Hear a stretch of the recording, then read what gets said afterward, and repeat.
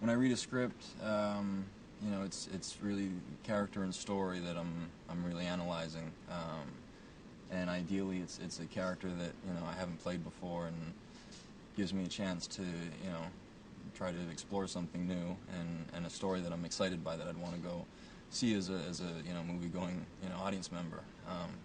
So you know, when I read Jumper, it appealed to me on both those levels. You know, it's a really unique character and a really interesting journey for David Rice, and conceptually, you know, teleportation is just very cool.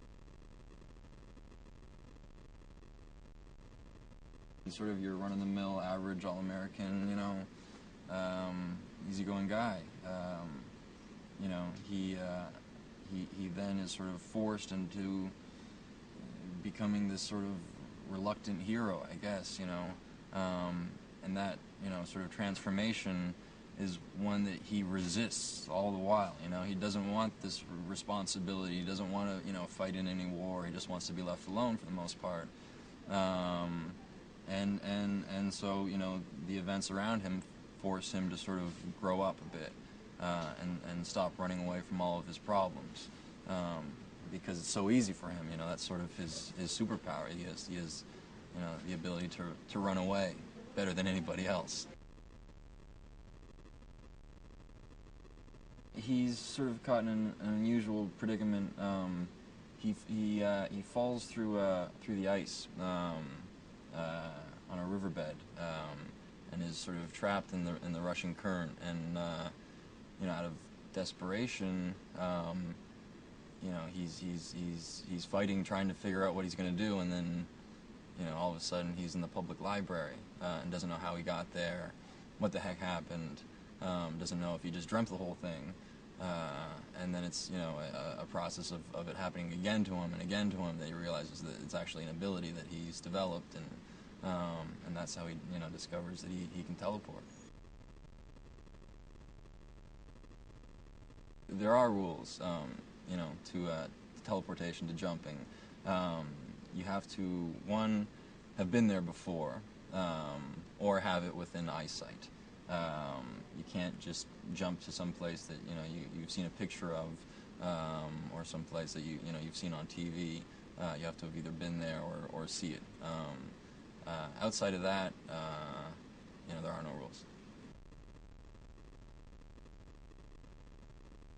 With nobody in there, it was, you know, you're walking into the Coliseum as the sun is coming up, and entering, you know, this place that has such, you know, historical, you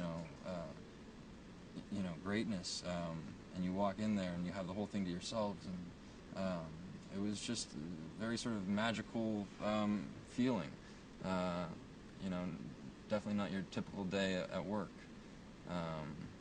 But it was amazing. I think it was something that, you know, everyone sort of shared, was this sort of sense of being in awe of where we were filming.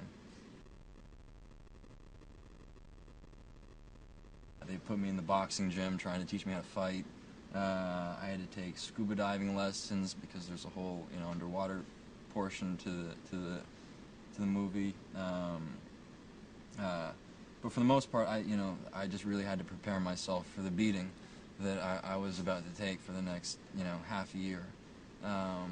Because every day I'd go to work and, you know, something would go wrong with my characters, you know, attempting to jump somewhere, or you know, running into a character that he wasn't hoping to run into, and he would get either beat up or, you know, tossed around, and every day I went home with a new bruise, and you know, with a little bit of satisfaction as well. I can't say I didn't enjoy it, but you know, they definitely put us through the gauntlet. Doug's approach to how he was going to film the actual jump itself sometimes involved having multiple versions of the same character. So, you know, for me, sometimes I'd go to set and there'd be 2 or 3 other people dressed exactly like me, and which was a bit weird at first.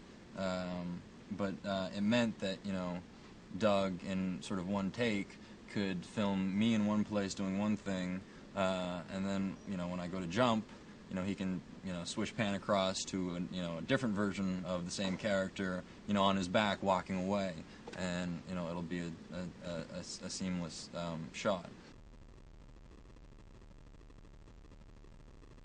Where we shot the movie, sort of, for me, was great on both levels, in that we did a lot of our filming in Toronto, which is where I'm from, so I got to be close to home, which was nice. And then because of the teleportation aspect of the story, we were traveling all over the world, shooting the actual locations that these characters go to. So we went from, Tokyo to Rome to Paris to Mexico, and that's just so far. Doug Lyman was initially what really sparked my interest. He's a director that I think everyone has great respect for. He makes great films and is considered to be a very creative guy. So I was really thrilled at the prospect of working with him, and the reality of it was just 100-fold. He was a real pleasure, and I think one of the few people that could have actually have told this story, if not the only one.